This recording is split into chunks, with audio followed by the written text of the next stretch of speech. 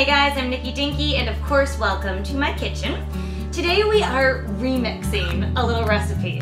If you remember a little while back, we made Golden Graham s'more bars and they were delicious, but they weren't my recipe. And one of the reasons I showed them to you, because I knew it was just a simple and easy concept that you could really take it and run with it. Well, today I'm going to show you just how I ran with it. I'm going to be making peanut butter chocolate chip bars using the same concept but totally remixed. So let's get started. Alright, so we're going to start these off a lot like our Golden Graham s'more bars. We've got a small saucepan and we've got 3/4 of a cup of light corn syrup. Next I got 3 tablespoons of unsalted butter. Now this is where we're gonna remix it a little bit.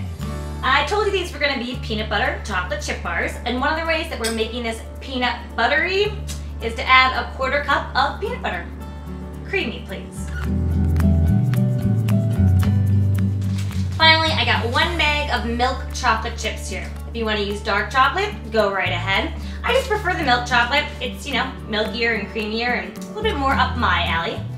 But put in whatever you want as long as you put in 1 bag. So our liquid ingredients are all set to go. I'm just gonna wait a half a second before I put the heat on this, because once you do, you wanna stir it constantly until it boils, and that's when it's done. So before we get that going, I wanna make sure that our dry ingredients are all ready to go. What I got here is 6 cups of Reeses Puffs Cereal. It's a new cereal I found in my cereal aisle. And I thought it would be great because I love the idea of a puff giving you a nice crunch. And they're peanut butter, they're a little bit chocolatey, and I think they're gonna be perfect. But I'm gonna make this a little bit more interesting. And I'm gonna add in 2½ cups of roughly chopped, hard chocolate chip cookies. Just find whatever kind you like. I found these in my grocery store in the bakery aisle. They're nice and hard, which I think will give a nice contrast to our chewiness.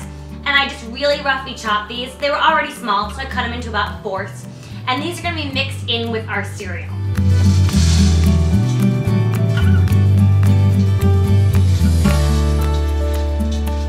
I'm putting this on medium heat. And all I'm going to do is keep on stirring until it's all really nicely melted. And when it just starts to boil, that's when we're going to turn it off and add it to our cereal and chocolate chip cookies.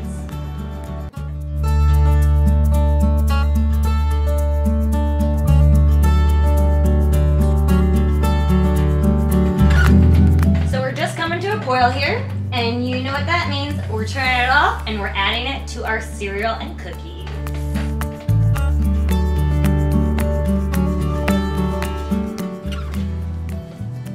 There is nothing wrong with what's going on in this pan. By the way, I just put it in this pan because the largest one I had, and I really wanted to give myself room to toss this around. So now, just to finish it off, I'm going to be adding in a bag of marshmallows. Yeah.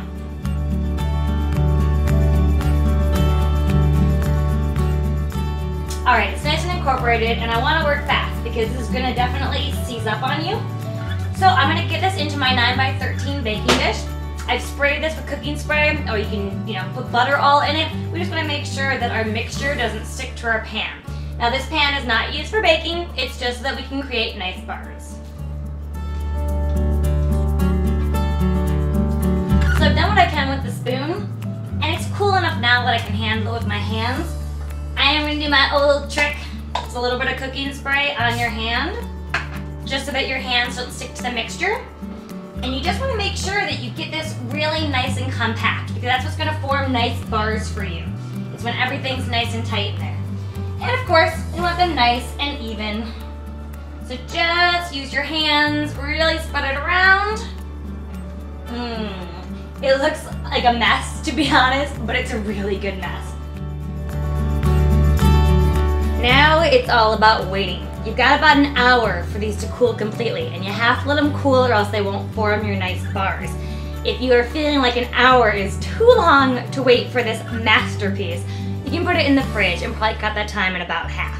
But I'm gonna wait an hour, make sure my chocolate's nice and hard, because don't worry, I'm gonna have plenty of these later on.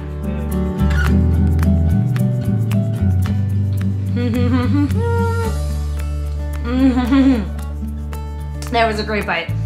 I got a big chunk of that chocolate chip cookie with a marshmallow right on top. Wow, that's really good.